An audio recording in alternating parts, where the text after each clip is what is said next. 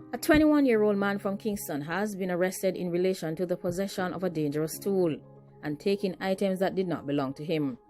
Police officers assigned to the Kingston Eastern Police Division have arrested and charged a 21-year-old man known as Thompson and Jay of Oliver Road in Kingston 2 with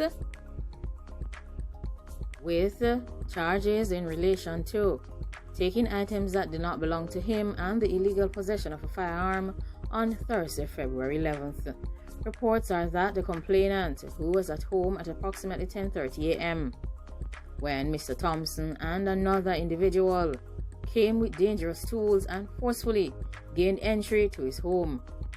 The men then took a television and $67,000.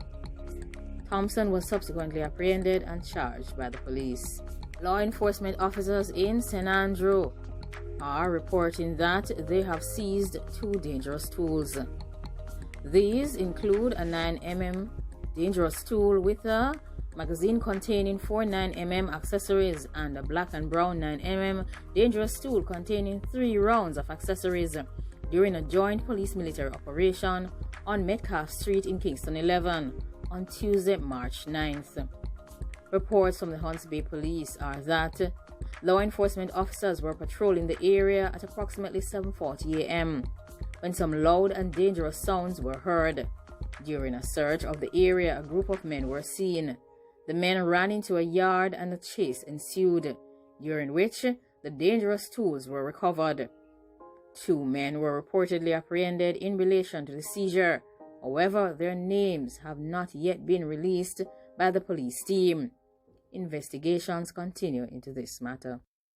A man along with a youth of 11 has been charged with entering a shop forcefully and taking items that did not belong to them. Les Berth, a 55-year-old mason of Corn Piece in Hayes, Clarendon, has been charged with going into a shop and taking items that did not belong to him on Monday, March 8th. Reports from the police are that police officers on mobile patrol saw Mr. Thompson at approximately 2:40 a.m. and stopped to investigate as it was past curfew hours. Upon making checks, they discovered that the man and his youth of 11 had forced open and gone into a bar in the community. Thompson and his son took the police to where they had hidden items that they took from the bar. These were a variety of items and assorted drinks, a black point television set, and a monitor box. The complainant identified her items valued at $115,000. The police have also said that they will announce a court date for these 2 individuals as soon as is possible. The Minister of Finance and Public Service, Dr. Nigel Clark, has mentioned that the Bank of Jamaica's Amendment Act will take effect on April 16th. According to the minister, as of that date, the BOJ will become an independent central bank and will be accountable to the Parliament. Mr. Clark made the recent announcement during his presentation to the House of Representatives when he was opening the budget debates. The minister also mentioned that the act paves the way for the modernization of the country's central bank.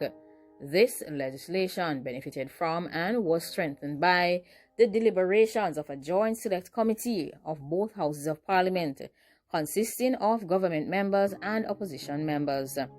In explaining some of the critical points of the act, he said full-fledged inflation targeting will be the clear mandate of the central bank. Given our tortuous history of high runaway inflation, we have empowered a well-resourced institution to keep inflation low, stable, and predictable. It was also mentioned that the Act strengthens the capitalization, governance, transparency, and accountability of the central bank. He also said he is anticipating the passage of the Act. They also injected $20 billion of permanent capital into the central bank in 2018, which allows the Bank of Jamaica to be compliant with the capital standards of the Act. This will be the first public institution in Jamaica with staggered board appointments, such as the entire board cannot be replaced in a single political administration. thereby providing long-term institutional stability. Responsibility for monetary policy decisions is devolved to a monetary policy committee that incorporates views of external participants. The minister also mentioned that the minutes of the meetings of decision makers will be made public in a revolutionary nod to policy transparency. For the first time, the government will account to the people of Jamaica in the Parliament through regular appearances before the Standing Finance Committee. The government will no longer be able to, on the whim of the Minister of Finance, borrow money from the central bank through the printing of money. The minister will have to do so transparently, seeking affirmative consent of the House and only in national emergencies. So, he said, my fellow Jamaicans, consistent with our desire for longer economic cycles with longer periods of economic expansion and shorter periods of economic contractions, we are decoupling the monetary policy cycle from the political cycle. Some statements coming from the Minister of Finance. It seems like some good news is ahead in relation to the Bank of Jamaica's Amendment Act and, of course, the separation from the political cycle of these very critical economic activities in terms of monetary policies.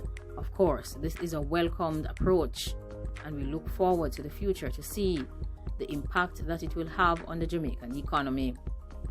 Thanks for watching and goodbye. Take care.